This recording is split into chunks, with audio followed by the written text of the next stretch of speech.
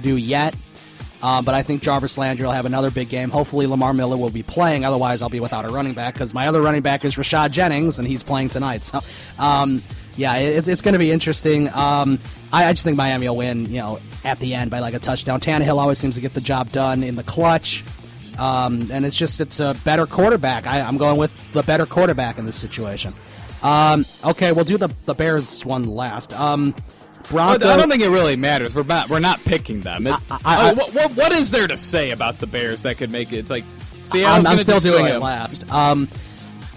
Broncos at Lions Sunday Night Football. Broncos. I think that Peyton Manning and Gary Kubiak will finally look like they're on the same page. They'll go back to the no-huddle offense, and Peyton Manning is going to start looking good again, and people will start saying that Peyton Manning is done.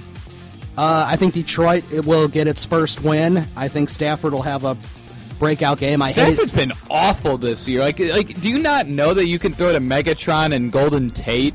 Right. I mean, I hate his guts. I hate Stafford, but I think he's going to beat Peyton Manning in this game. Manning's not looked good.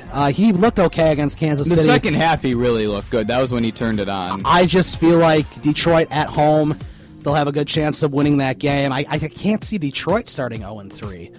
I really can't. As much as I despise them, I don't think they're going to go 0-3. So I'm going to stick with Detroit. We'll see. Monday Night Football, Kansas City at Green Bay.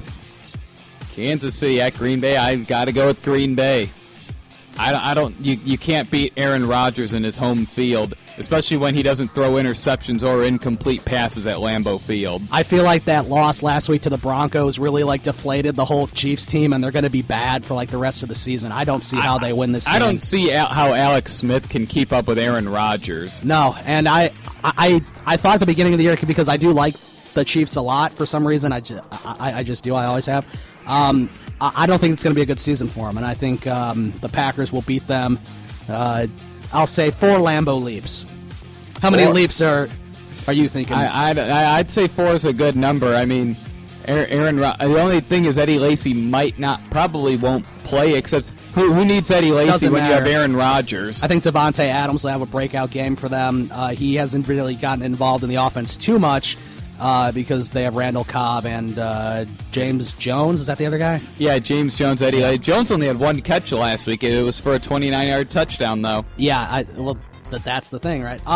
Yeah, so we're both going with Green Bay.